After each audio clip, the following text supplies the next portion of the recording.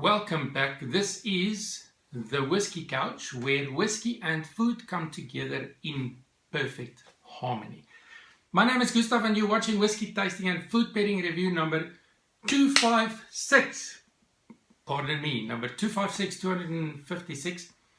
And it is the fifth review and whiskey and food pairing in this series on South African Three Ships whiskies. And today I've got probably the one that I'm most excited about, recently released, and I was so glad that I could get hold of one of these bottles, Three Ships. I'm going to tell you about this one, a little bit more about this in a minute or so, but first, the distillery where Three Ships is distilled, Sedgwick, James Sedgwick Distillery in the Cape in South Africa, in a very small, tiny town called Wellington.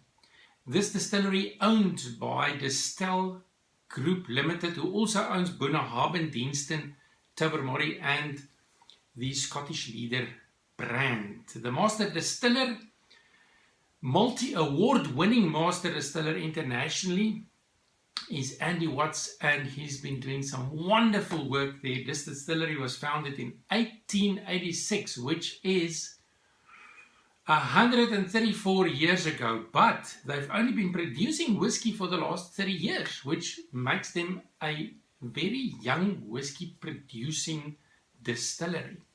So today, one of the many gems available from Three Ships whiskey. Today, 7-year-old Three Ships whiskey, finished in Moscato Casks, which is a fortified sweet wine. And this was bottled specifically for Whiskey Brother, a local dealer here in Johannesburg in South Africa, about half an hour's drive from where I live in Pretoria. And look at that, 55.1%. And then the magic words, not chill filtered, natural color, Moscato cask finish. I don't think I have tasted a Moscato cask finish whiskey ever again. This is also a single malt. It is not like the previous one that I did that was a 15-year-old blended whiskey. So I can't wait. This is just absolutely fantastic. 55.1%. You're looking at, what is this color? Let's show you there. Maybe there's some legs visible on the glass. I would say a deep amber gold color.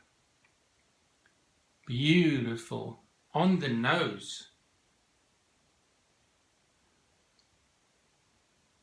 I'm going to have to spend some time with this nose. It is wonderful. It is complex. Things going on. Caramel. Fruit.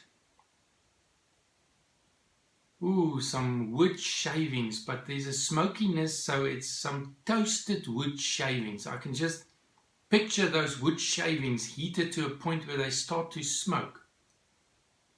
Fruit cake. Caramelized something, caramelized raisins and fruit. Every time you nose it, there's some more malt. Oh, this is a delicious nose. And if you do, of course, the drop in the palm test, the drop in the palm, rub it fiercely to get the alcohol evaporated, then you're left with a fruit cake aroma that is just absolutely delicious. On the palate, slant.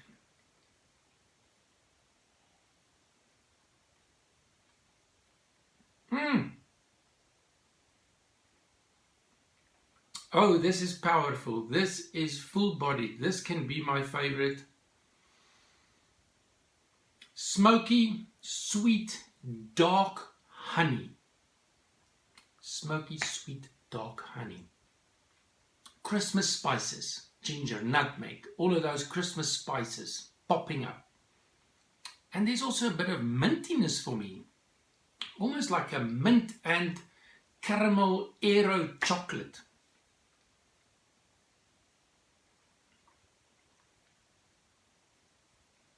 coffee, more dried fruit, raisins, stewed fruit, caramel sauce. It's just going on and on and on. And as I sit here, the finish is just long and full-bodied. A little bit of pepper and a hint of smoke in this delicious finish of this whiskey. If you leave your glass after you've finished for an hour or so, the empty glass test, then you're left with the aroma of sherry-soaked fruitcake. That is what I would say. So a few drops of water in this 55.1% ABV. What a fantastic dram. I will have to get another bottle of this if they are still available, because how many were produced of this? Let's just see. Does it say here something? It's a limited because it's a single cask, and the single cask was finished in Moscato cask. So 716 bottles, and I've got bottle number 275. It's very tiny. It's written there in very tiny text. So only 700 bottles. But now I've added a few drops of water. Did I show you what it looked like after the drops of water? Can't remember. I'm so excited.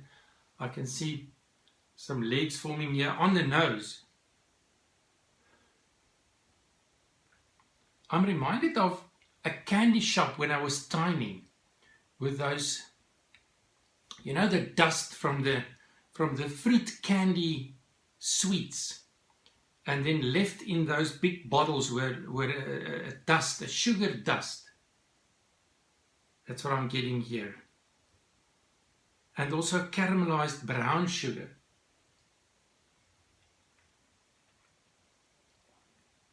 Condensed milk. Fruitcake. Minty chocolate sauce. I'm having goosebumps experiencing this guy. This is a good dram. This is a very, very good dram, and the price for this, the previous one that I reviewed in the previous video was I never showed you the gift box, was the 15-year-old. It's empty now because the bottle is over there, but this is the gift box from the previous video, and this was priced at 1,500 Rand, but this bottle right here is around 1,000 Rand. 1,000 Rand translates to £50 or $65–70 US dollars, which is a good price for something of this quality. South African single malt. I must say, this is the stuff that makes me proud to be a South African, and there's some interesting things going on whiskey wise in South Africa at the moment. So what would pair with this? I was thinking, because of such a powerful, complex, delicious dram, you need something meaty. And I chose beef fillet. Very soft, very nice, pan-fried. You can also barbecue it. But this is a cheesy, look at that, cheesy beef fillet. And you need something sweet, because this is quite sweet, for a bridge to this pairing snack, and I used South African ripe fig preserve. You can see the fig preserve there on the cheese, and I've done this, I've pan fried this to medium rare, the way that I like it. Mouth watering. Here we go. Look at that. Beef fillet, cheesy, fig preserve.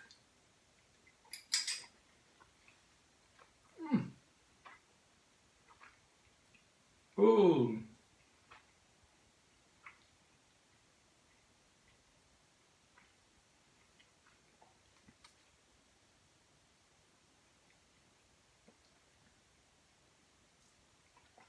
more caramel, more honey, more smokiness.